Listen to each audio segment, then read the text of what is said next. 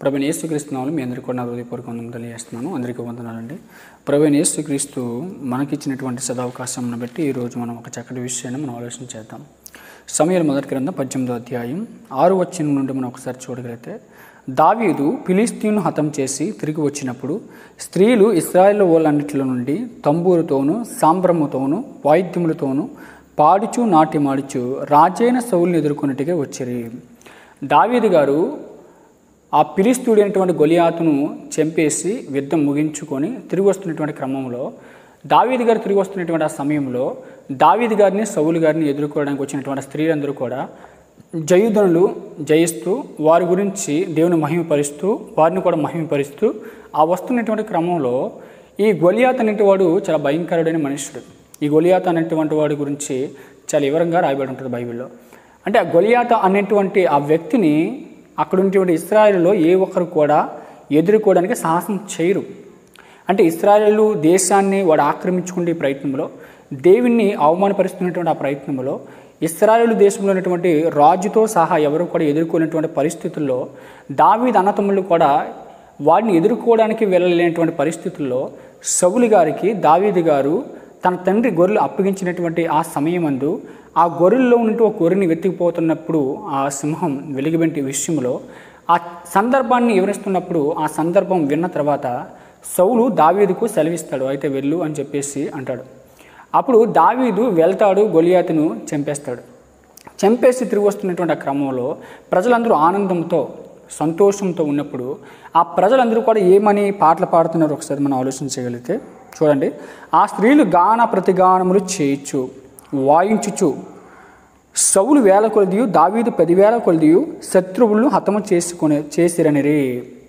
అంటే దావీదు 10,000 కొలది చేశాడు, సౌలు 1000 కొలది చేశాడు. అంటే సౌలు కంటే దావీదే వీరుడు, సౌలు కంటే దావీదే వీరోచితమైనటువంటి పోరాటం కలిగిన వాడు, సౌలు కంటే దావీదికే ఎక్కువ ఘన వేడుకలు జరపాలి అనేటువంటి భావన ప్రజలకు వచ్చేసింది.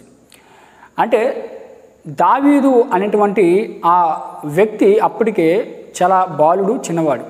కానీ సౌలు అనేటువంటి వ్యక్తి చాలా పెద్దవాడు. అయితే ఈ సౌలును ముందు పెట్టుకొని దావీదుని పొగుడుతున్నారు, దావీదుని ప్రతిగానములు చేస్తూ దావీదుని గణపరుస్తున్నారు.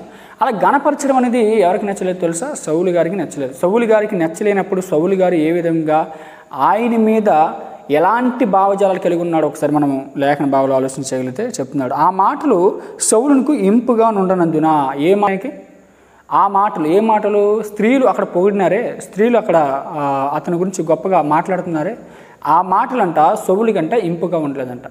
సౌలుకి ఎందుకు ఇంపుగా ఉండలేదు? సౌలు ఇంపుగా ఉండకపోవడానికి దావీదు ఏమైనా తప్పుడు పని చేశాడా? దావీదు ఏమైనా తప్పుడు పని చేసి ఆ ఘనతను పొందుకున్నాడా? దావీదు ఏమైనా సరే రాజ్యానికి కానివచ్చు, ఇశ్రాయేలు ప్రజలకు కానివచ్చు ఏమైనా ద్రోహం చేశాడా? లేదే. దావీదు చేసినటువంటి పనిని బట్టి ఘనత వచ్చింది. దావీదు వీరోచితమైనటువంటి పోరాటం చేయటం వలన దావీదుకి ఘనత వచ్చింది. కానీ ఆ ఘనతను ఎవరు నేర్చుకోవట్లేదు, ఆ ఘనతను ఎవరు సహించుకోవట్లేదు అని అంటే సౌలు గారు సహించుకోవట్లేదు. సౌలు గారికి ఇంపుగా లేవంట మాటలు, సౌలు గారికి విన్నసంపంగా లేవంట మాటలు. ఎందుకు సౌలు గారికి ఇంపుగా లేవు, ఎందుకు సౌలు గారికి విన్నసంపంగా లేవు అని అంటే దావీదికి ఘనత రావడం సౌలుకి ఇష్టం లేదు. ఇప్పుడు దావీదికి ఘనత తెచ్చిపెట్టింది ఎవరు? సౌలా? కాదే, దేవుడు తెచ్చిపెట్టాడు. మరి దేవుడు ఇస్తున్నటువంటి ఘనతను ఏ ఒక్కరైనా సరే పరిహరింపగలరా? ఏ ఒక్కరైనా సరే కాదనగలరా? లేదంటే ఏ ఒక్కరైనా సరే అడ్డుకొనగలరా? లేదు కదా. మరి ఇక్కడ ఆ విషయాన్ని తెలుసుకోలేక సౌలు దావీదు మీద ఎలాంటి భావజాలాలు కలిగి ఉన్నాడో మనం ఆలోచించగలిగితే చూడండి. ఆ మాటలు సౌలునికి ఇంపుగా ఉండనందున అతడు బహు కోపం తెచ్చుకొని, వారు దావీదునకు 10,000 కొలదనియు నాకు 1000 కొలదనియు శృతులు పాడిరే, రాజ్యం తప్ప మరి ఏమీ అతడు తీసుకొనగలడు అనుకున్నాను. కాబట్టి నాటు నుండి సౌలు దావీదు మీద విషపు చూపు నిలుపును. ఆ రోజు నుండి, ఆ క్షణం నుండి దావీదు మీద విషపు చూపు నిలిపాడంట. విషపు చూపు అంటే దావీదుని ఎలాగైనా సరే చంపేయాలి. దావీదు ఘనత నొందుతున్నాడు కాబట్టి, దావీదు నన్నే సైడ్ వేసేస్తున్నాడు కాబట్టి, దావీదు నన్నే దాటిపోయే ప్రయత్నాలు చేస్తున్నాడు కాబట్టి, దావీదు నన్నే పక్కన పెట్టేస్తారు ప్రజలు, దావీదునే గణపరుస్తారు, దావీదునే వెన్నుకుంటారు అనే విధంగా వెళ్ళిపోతున్నాడు కాబట్టి దావీదు మీద విషపు చూపు నిలిపాడంట. చూసారా? అప్పుడప్పుడు ప్రజల్లో కొన్ని మనకు వినిపిస్తూ ఉంటాయి. ఎవరైనా బాగా దైవికంగా కానివచ్చు, లేదంటే లోకానుసరంగా కానివచ్చు, వారు అభివృద్ధి చెందుతూ ఉంటే చాలామంది ఓర్చుకోలేరు. చాలామంది నోర్చుకోలేరు.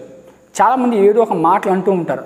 చాలామంది ఏదో ఒక విధంగా ఇతన్ని డీగ్రేడ్ చేద్దాం, లేదంటే ఏదో ఒక విధంగా ఇతన్ని ప్రజలకు చెడ్డగా చూపిద్దాం, లేదంటే ఏదో ఒక విధంగా ఇతన్ని ప్రజల ముందు అపహాస్యం చేద్దాం అని చెప్పేసి చాలా విధాలుగా ప్రయత్నిస్తూ ఉంటారు.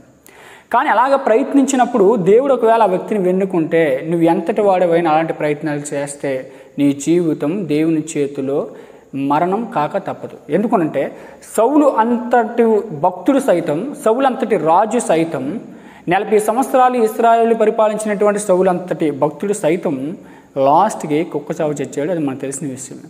అసలు సౌలు ఎందుకు ఇలా దిగజారిపోయాడు? అసలు సౌలు ఎందుకు ఇలాగా అయిపోయాడు?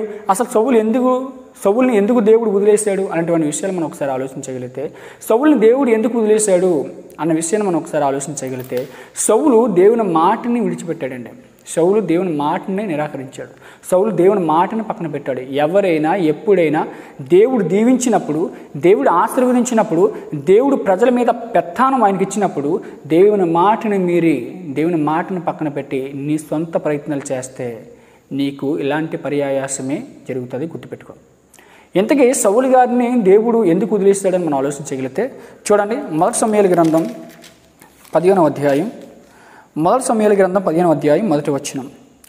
ఒకానొక దినమున సమూయేలు సౌలును పిలిపించి, యెహోవా ఇశ్రాయేలుకు తన జనుల మీద నిన్ను రాజుగా అభిషేకించుటకై నన్ను పంపును.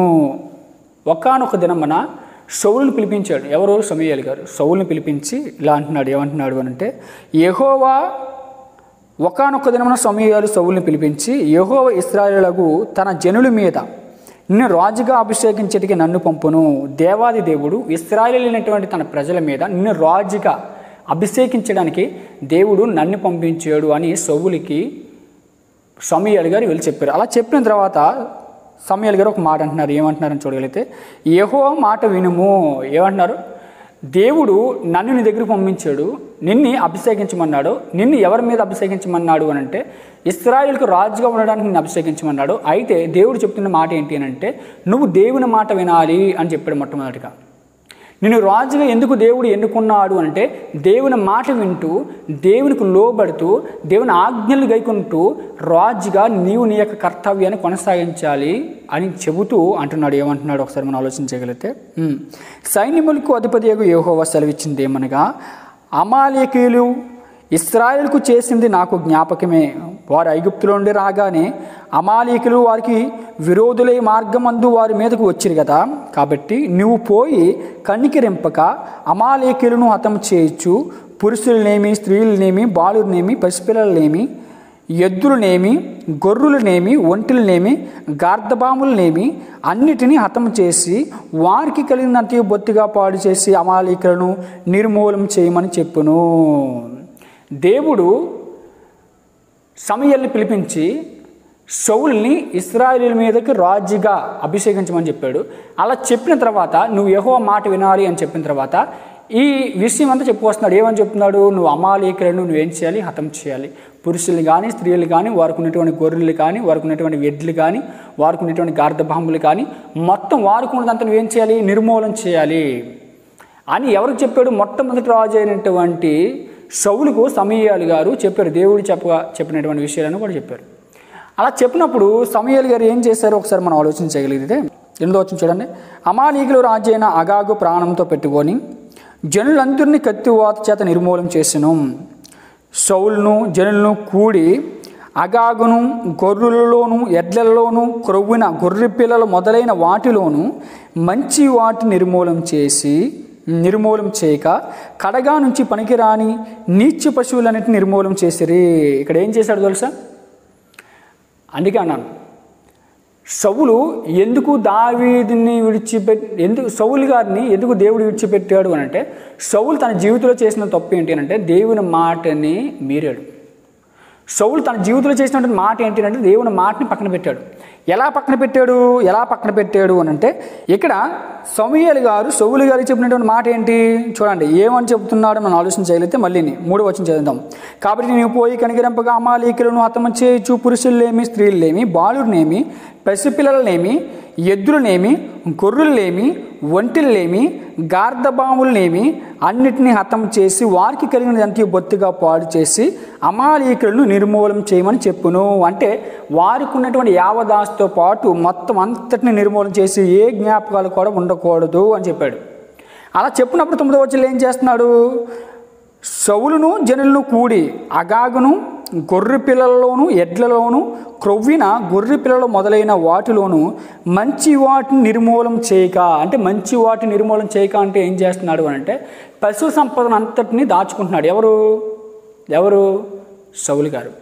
పశు సంపదను అంతటిని దాచుకొని దేవుని మాటని మీరుతున్నాడు. అక్కడ దేవుడు ఏం చెప్పాడంటే మొత్తం అన్నిటిని నాశనం చేసేయని చెప్తే ఇక్కడ ఏం చేశాడు అంటే జనులకు జడిచి, లేదంటే జనులకి మప్పు పొందామని, లేదంటే వారి పక్షాన్ని ఏదో అక్కడ కొమ్ము కాసి ఇతడు ఏం చేస్తున్నాడు అంటే దేవుని మాటను నిరాకరించి అక్కడ పశు సంపదను అంతటిని కూడా నిర్మూలన చేయక, మంచి పశువులన్నింటినీ నిర్మూలన చేయక వాటన్నింటినీ పక్కన పెట్టాడు. వాటన్నింటిని పక్కన పెట్టి ఏం చేస్తున్నాడు? అక్కడ పనికిరాని పశువులన్నింటినీ నిర్మూలన చేసిరి.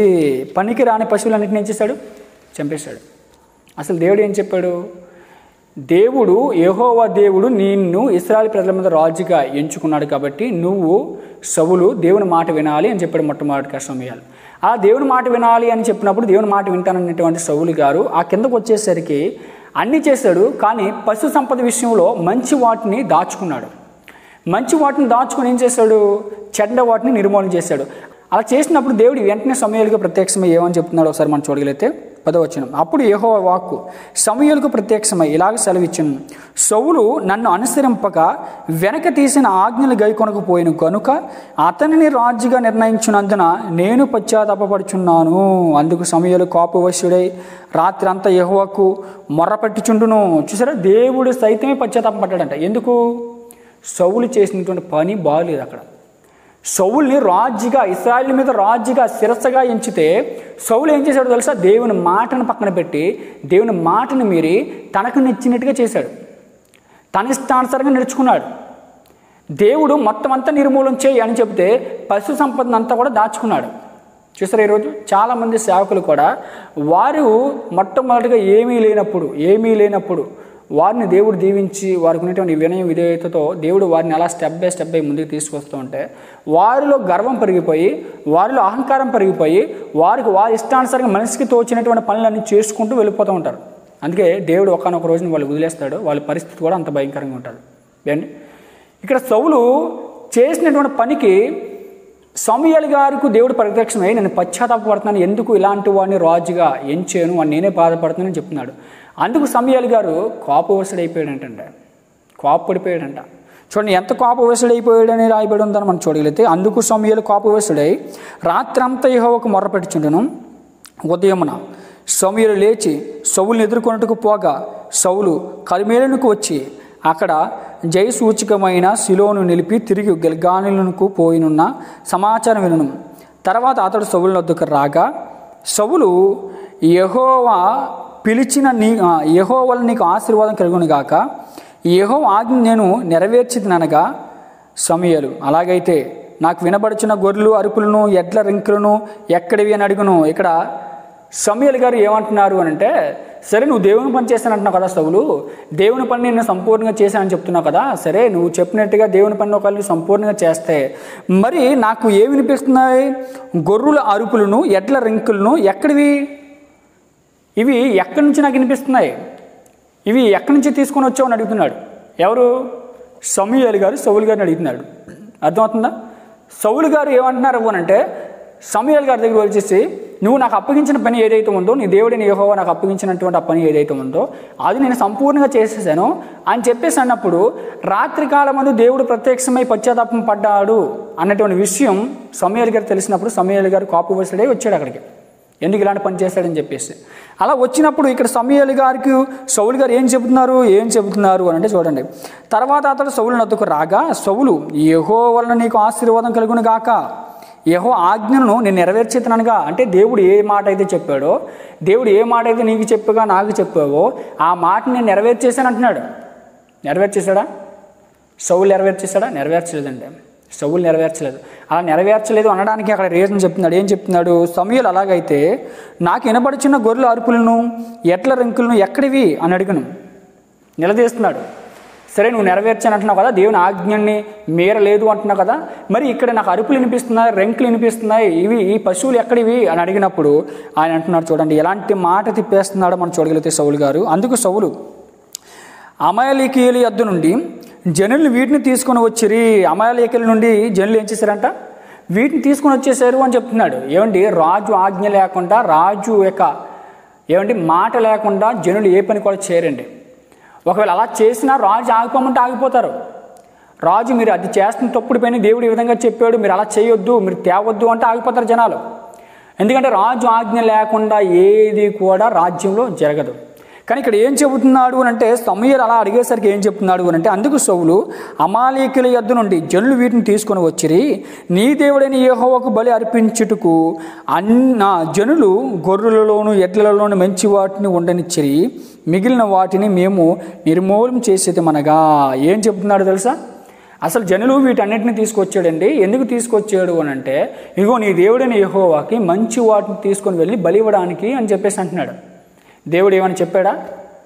అమాలేకీయుల్ని వెళ్ళి చంపేటప్పుడు, అమాలేకీయుల్ని చంపినప్పుడు అక్కడ పశువులు ఉంటాయి కదా, అవి మంచి వాటిని తీసుకొచ్చి నాకు బలి ఇవ్వండి అని దేవుడు అని చెప్పాడా? చెప్పలేదే. అసలు దేవుడు చెప్పింది ఏంటి? అసలు అమాలేకీయుల రాజ్యంలో ఉన్నటువంటి పురుషులను, స్త్రీలను, ఎడ్లను, గొర్రెలను మొత్తం అంతటిని ఏం చేయండి, మీరు నిర్మూలన చేయండి అని చెప్పాడు. కానీ ఇక్కడ వాటన్నిటిని దాచేసుకొని ఆ పై వచనంలో ఏమంటున్నాడు తెలుసా? నేను అన్నిటినీ నిర్మూలన చేశాను, దేవుని ఆజ్ఞను పాటించాను అంటున్నాడు. ఎప్పుడైతే మళ్ళీ సమూయేలు గారు సౌలు గారిని అడిగినప్పుడు, అయ్యా నేను అవి తీసుకుని నేను రాలేదు, జనాలు తీసుకొచ్చేసారని వంకెడుతున్నాడు. నీ మాట లేకుండా ఏది కూడా అవ్వదు కదా, మరి ఎందుకు బొంకుతున్నావు, ఎందుకు అలా వంక పెడుతున్నావు అని అంటే, అక్కడ సమూయేలు గారి దగ్గర అబద్ధం ఆడలేక తప్పించుకుంటే ప్రయత్నం చేస్తున్నాడు. చూడండి 16వ వచనం. మేము నిర్మూలన చేసేది అనగా సమూయేలు, నువ్వు మాట్లాడ పని లేదు, ఇక నువ్వు మాట్లాడొద్దు అంటున్నాడు. ఎందుకు మాట్లాడొద్దు అంటున్నాడు తెలుసా? అసలు దేవుడు నీకు ఇచ్చినటువంటి ఆజ్ఞను నేను నీకు జారీ చేశాను. దేవుడు ఏ ఆజ్ఞ అయితే ఇచ్చాడో ఆ ఆజ్ఞ నీకు నేను జారీ చేశాను. నువ్వు యెహోవా మాటకు లోబడాలి, యెహోవా మాట నువ్వు మీరకూడదు అని నేను చెప్పినప్పుడు, పర్టికులర్గా నీకు మనిషిని చేసి చెప్పినప్పుడు నువ్వేం చేసావు సౌలు అని అడిగాడు. ఏం చేసావు సౌలు అని అంటే, సౌలు ఈ కారణాలని చెప్పుకుంటూ వస్తున్నాడు. అప్పుడు సమూయేలు గారి కోపం వచ్చి ఏమంటున్నాడు? సమూయేలు, నువ్వు మాట్లాడే పని లేదు. సమూయేలు గారు ఒకే ఒక మాట అంటున్నాడు, ఇక నువ్వు మాట్లాడే అర్హత కోల్పోయావు సౌలు, ఇక మాట్లాడకూడదు, నువ్వు ఇంకా మాట్లాడే రైట్ కోల్పోయావు, మాట్లాడే అర్హత కోల్పోయావు. ఎందుకు మాట్లాడే అర్హత కోల్పోయావు తెలుసు అంటున్నాడు. చూడండి, యెహోవా రాత్రి నాతో సెలవిచ్చిన మాట నీకు తెలియజేతును వినమని సౌలుతో అనగా, సౌలు చెప్పమనను. అందుకు సమూయేలు, నీ దృష్టికి నువ్వు అలుపుడువుగా ఉన్నప్పుడు ఇశ్రాయేలు గోత్రమునకు శిరసవైతివి. నీ దృష్టికి నువ్వు అలుపుడువు, ఎందుకు పనికిరాని వాడివి. అలాంటి అల్పమైన నీ జీవితాన్ని దేవుడు రాజ్య సింహాసనం మీద ఎక్కించి రాజుగా నియమిస్తే నువ్వేం చేసావు? తల పొగరెక్కి దేవుని మాటను మీరావు, దేవుని ఆజ్ఞను మీరావు, దేవునికి ఇష్టం లేని పని చేసావు. ఒకప్పుడు నువ్వు అలుపుడిగా ఉన్నవాడివి, కానీ నేను తీసుకొచ్చి సింహాసనం మీద కూర్చోబెడితే రాజ్యాధికారం నీ చేతిలో ఉన్నదని చెప్పేసి నువ్వేం చేసావు? దేవుని మాటని ధిక్కరించావు సౌలు అని చెప్తున్నాడు సమూయేలు గారు. అలా చెబుతూ అంటున్నాడు. ఏం చెప్తున్నాడు తెలుసా? అందుకు సమూయేలు, నీ దృష్టికి నువ్వు అలుపుడువుగా ఉన్నప్పుడు ఇశ్రాయేలు గోత్రములకు ఇసరిసవైతివి. యెహోవా నిన్ను ఇశ్రాయేలు మీద రాజుగా అభిషేకించును. మరి యెహోవా నిన్ను సాగనంపి నీవు పోయి పాపాత్ములైన అమాలేకీయులను నిర్మూలన చేయుము, వారు లయమగు వరకు వారితో యుద్ధం చేయమని సెలవేగా, నువ్వు ఎందుచేత యెహోవా మాట వినక దోపుడి మీద ఎగబడి ఆయన దృష్టికి కీడు చేసేదివి. నిన్ను పంపిన వాడేవాడు దేవుడు పంపాడు. అమాలేకీయులను హతమ చేయమని దేవుడు పంపితే నువ్వేం చేసావు? అమాలేకీయులను హతమ చేసి వారి దగ్గర ఉన్నటువంటి సంపద ఏం చేసావు? తెచ్చుకున్నావు. అదే దేవుడు నీకు చెప్పింది, దేవుడు నీకు చెప్పింది. దేవుడు నేను సాగనంపాడు. ఎందుకు సాగనంపాడు తెలుసా? దేవుడు నీ పక్షాన్ని ఉన్నాడు కాబట్టి నువ్వు వారిని చంపగలవు. దేవుడే నీ పక్షాన్ని లేకపోతే నువ్వు చంపగలుగుతావా? దేవుడు నీ పక్షాన్ని నుండి అంత విధిగా ఆయన నీ పక్షాన్ని నుండి నడిపిస్తే నువ్వేం చేసావు? దేవుడు నీ పక్షాన్ని ఉన్నాడన్నది గుర్తించి దేవుడిని వాడుకొని, దేవుని శక్తిని వాడుకొని వారిని చంపి ఆ పశు సంపద అంతా నువ్వు తెచ్చుకున్నావు. నువ్వు చేసింది తప్పు అని చెప్పాడు. తప్పు అని చెప్పినప్పుడు ఇంకెలా బొంకుతున్నాడు ఒకసారి చూడండి. ఎలా బొంకుతున్నాడు ఒకసారి మనం చూడగలిగితే, మరి యెహోవా నిన్ను సాగనంపి నీవు పోయి పాపాత్ములైన అమాలేకీయులను నిర్మూలన చేయము, వారి లయమాగే వరకు వారితో యుద్ధం చేయమని సెలవేయగా, నువ్వు ఎందుచేత యెహోవా మాట వెనక దోపుడి మీద ఏగబడి ఆయన దృష్టికి కీడు చేసేదివనను. అందుకు అంటున్నాడు చూడండి, సౌలు ఆ మాట అనవద్దు. ఎవరన్నాడు? అందుకే సౌలు ఆ మాట అనవద్దు దయచేసి. ఆ మాట మరి ఏ మాట అనమంటావు?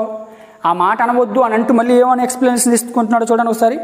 నేను యెహోవా మాట విని యెహోవా నన్ను పంపిన మార్గమున పోయి అమాలీకుల రాజు అయిన అగాగును తీసుకొని వచ్చి తిని, కానీ అమాలీకులను నిర్మూలన చేసి తిని, అయితే గిల్గాలులో నీ దేవుడైన యెహోవాకు బలి అర్పించుటకే జనులు శపితములగు గొర్రెల్లోనూ ఎడ్లల్లోనూ ముఖ్యమైన వాటిని తీసుకొని వచ్చారని సమూయేలుతో చెప్పును. మళ్ళీ ఏమన్నాడు తెలుసా? మళ్ళీ అదే రీజన్ చెప్తున్నాడు.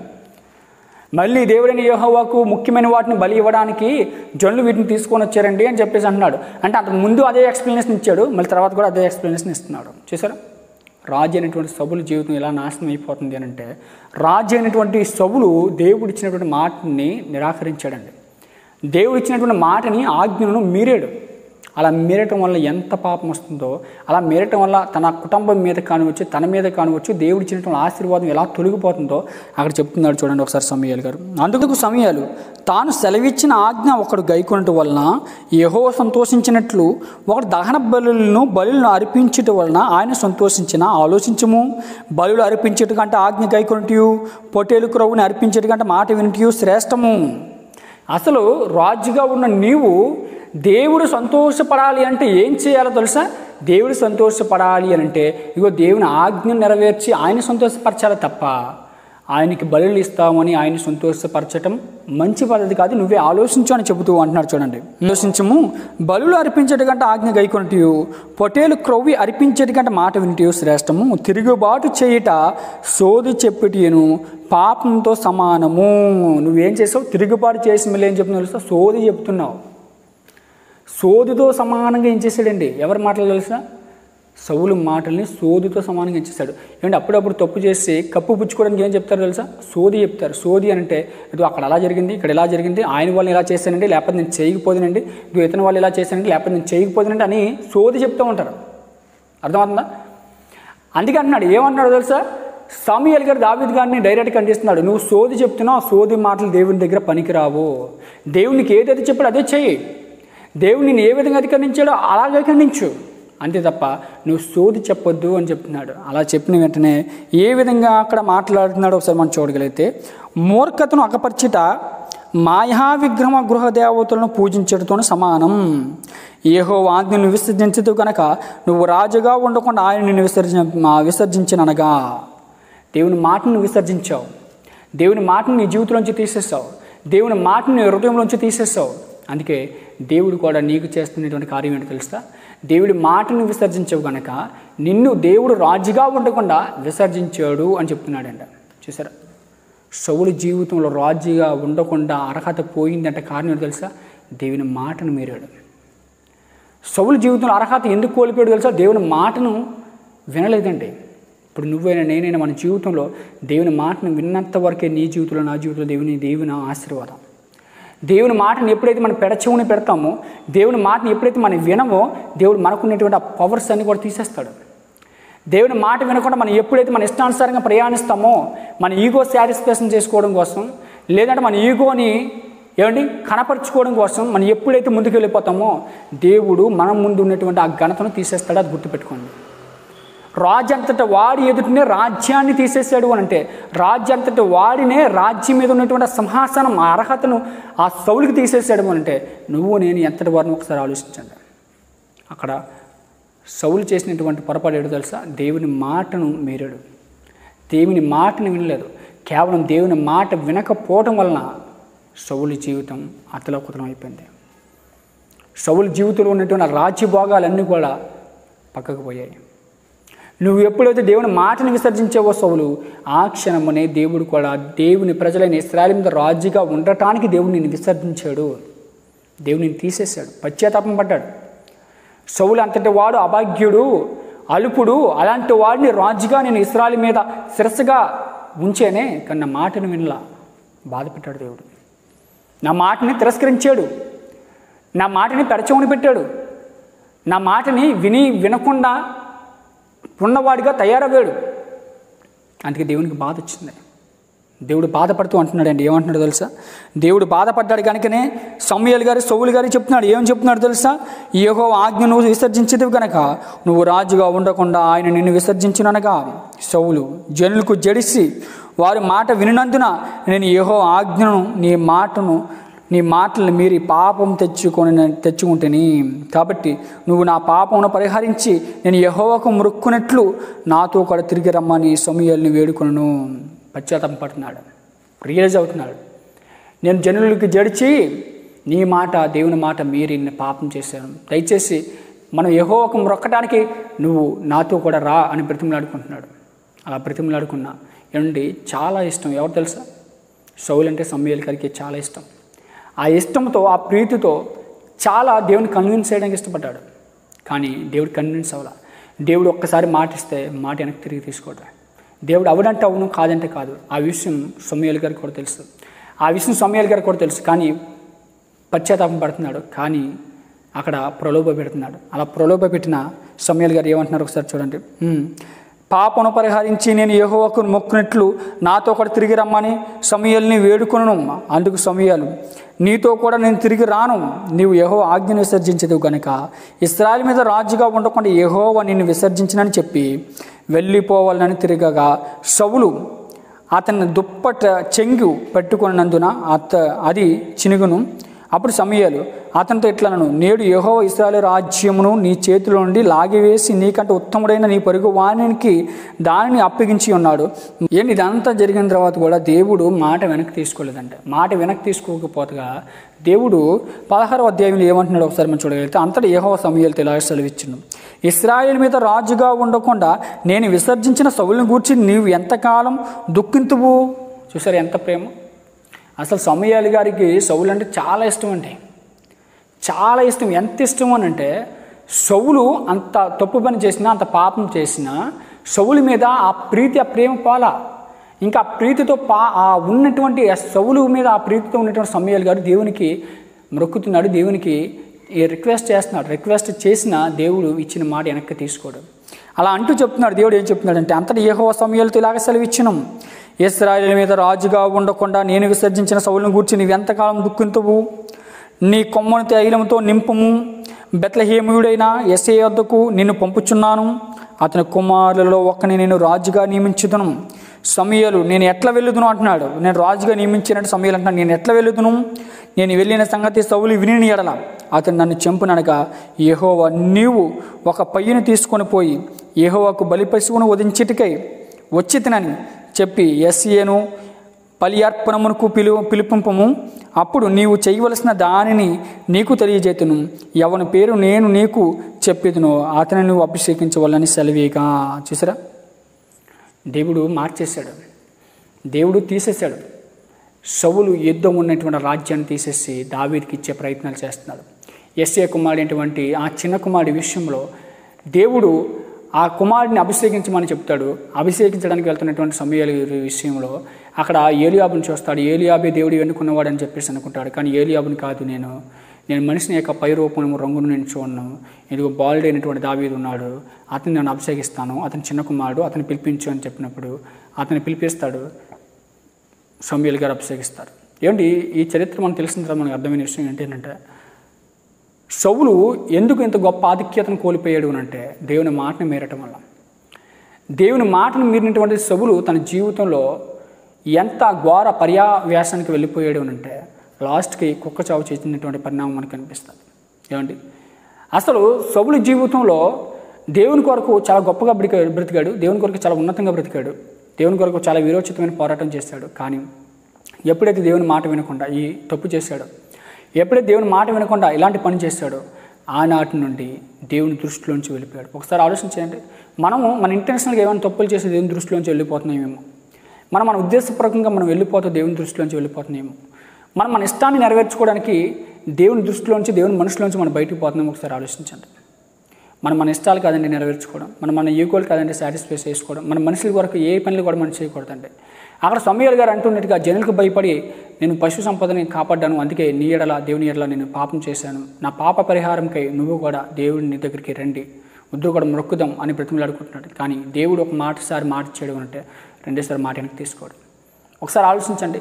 ఈరోజు నువ్వు నేను కూడా మన జీవితంలో ఒకవేళ మన ఇష్టానుసారంగా నేర్చుకోవడం కోసం మనుషుల మెప్పుల కొరకు ఏదో వారిని మెప్పు పొందామని చెప్పేసి ఒకళ్ళు తప్పుడుగా మనం ముందుకెళ్ళిపోతున్నాయి. ఒకసారి ఆలోచించండి, ఒకసారి జ్ఞాపకం చేసుకోండి. ఎందుకంటే సౌలుకి పెట్టిన గతే మనకు కూడా పట్టబోతుంది. సౌలు ఎలా మారిపోయాడంటే సౌలు మీదకి దురాత్మ వచ్చేసి దురాత్మకు సంబంధంగా మారిపోయినట్టుగా బైబిల్లో మనకు కనిపిస్తుంది. సౌలు అప్పటి నుండి అయినా సరే నేను పాపం చేశాను కాబట్టి రాజు నా ఎదురు నుంచి తీసేసాడు, నా పొరుగువానికి ఇవ్వాలనుకుంటున్నాడు కాబట్టి దేవుడు చేసింది ఉత్తమమే అని గ్రహించి సౌలు జీవితంలో మారు మనసు లేదంట. సౌలు మారలేదు. సౌలు భయంకరమైన పరిస్థితికి వెళ్ళిపోవడానికి కారణం ఏంటి అంటే సౌలు భయంకరమైనటువంటి పరిస్థితుల్లో ఇంకా అలా వెళ్ళిపోవడానికి కారణం ఏంటి అంటే తను తప్పు చేసుకొని తిరిగితే దేవుడు ఇంకా క్షమించి మళ్ళీ రాజ్యం తన ఎదుటి ఉంచినేమో. కానీ సౌలు డీగ్రేట్లోకి వెళ్ళిపోయాడు. దేవుడు నన్ను తోసేసాడు పక్కకి అని వెళ్ళిపోయాడు. కానీ దేవుడు ఎవరిని తోసేయడంటే బుద్ధి చెప్పడానికి దేవుడు ఏదో ఒకటి నీ జీవితంలో నా జీవితంలో చేస్తాడు. కానీ మనకు బుద్ధి వస్తే మన పశ్చాత్తాపం పడితే ఖచ్చితంగా మనం కన్నీటితో పశ్చాత్తాపం పడితే దేవుడు ఖచ్చితంగా మన జీవితాన్ని కనికరిస్తాడు. దేవుడు మనల్ని మళ్ళీ ఎన్నుకుంటాడు. కాబట్టి ఆలోచించండి. సౌలులాగా మూర్ఖంగా ముందుకు వెళ్ళిపోకుండా సౌలులాగా మూర్ఖంగా తన సహోదరుడిని తన దేవుని కుమారుడిని దేవుని పక్షాన్ని యుద్ధం చేసినట్టు వాడిని శత్రుగా భావించాడు. దేవుని పక్షాన్ని నిలబడి ఇశ్రాయేల్ని హతం చేయాలనేటువంటి ఇశ్రాయేల్ రాజ్యం హతం చేయాలనేటువంటి గొలియాతును ఢీకొని దేవుని రాజ్యాన్ని కాపాడినటువంటి ఆ దావీదు విషయంలో సహోదరుడిగా భావించకుండా శత్రువుగా భావించి చంపాలనుకున్నాడు. అది సౌలు చేసినటువంటి పెద్ద మిస్టేక్. ఈరోజు చూడండి చాలామంది క్రైస్తవ సహోదరులు కూడా తన సహోదరులైనటువంటి వారి మీద విశ్వాస చూపు, తన సహోదరులనే చంపేయాలన్నంత కోపం, తన సహోదరుల మీద కక్షలు, తన సహోదరుల మీద కోపములు. ఎందుకయ్యా? అతడు కూడా దేవుని పని చేస్తున్నాడు కదా, నువ్వు కూడా దేవుని పని చేస్తున్నావు కదా. అక్కడ దావీదు చేసింది దేవుని పనే కదా, దావీదు చేసింది దేవుని పని కదా, దావీదు చేసింది దేవుని పనే. వీరోచితమైన పోరాటం, ప్రాణాలకు తెగించి పోరాడాడు. గొలియాతుని చంపడం అంటే ఆ సమస్య కాదు. ఆ గొలియాతు అనేటువంటి వీరుడిని ఎదుర్కోవడానికి ఇశ్రాయేల్లో ఏ మగాడు కూడా లేకపోయినప్పుడు దావీదు వెళ్ళాడు, దేవుని పక్షాన్ని నిలబడ్డాడు, గొలియాతుని చంపాడు, దేవుని గెలిపించాడు. మరి అలాంటి వీరోచితమైన పోరాటం చేసినటువంటి దావీదు మీదే విశ్వపు చూపు నిలిపాడు. దావీదుని చంపాలనుకున్నాడు, 2 సార్లు ప్రయత్నం చేశాడు, దావీదు తప్పించుకున్నాడు. కానీ దేవుడే తప్పించాడనే విషయం వెనకాల గ్రహించాడు. కాబట్టి ఆలోచించండి, మనం ఎవరి మీద ద్వేషాలు పెట్టుకోకూడదు, ఎవరి మీద అసూయ పెట్టుకోకూడదు. అసూయే మన జీవితానికి మొదటి మెట్టు, మన జీవితానికి నాశనం. నీలో ఒకవేళ అసూయ ఉన్నదా అయితే తీసివేసుకో. నీలో ఒకవేళ విశ్వపు చూపే అలాంటి లక్షణాలే అయితే తీసేసుకో. ఎందుకనంటే సౌలు అడిగైతే నీకు పెట్టకూడదు, అది నీకు ఉండవలసినటువంటి లక్షణం. కాబట్టి ఆలోచించండి. దేవుని కొరకు మనం బ్రతకాలని ప్రేమపూర్వక ఈ మాటలు మీకు అందిస్తున్నాను. అందరికీ వందనాలు. God bless you. Thank you. మరెన్నో వీడియోస్ కోసం మా ఛానల్ని సబ్స్క్రైబ్ చేసి ఏ ఒక్క వీడియోని మిస్ కాకుండా చూడాలంటే పక్కనే ఉన్న బెల్ ఐకాన్ని యాక్టివేట్ చేసుకోండి.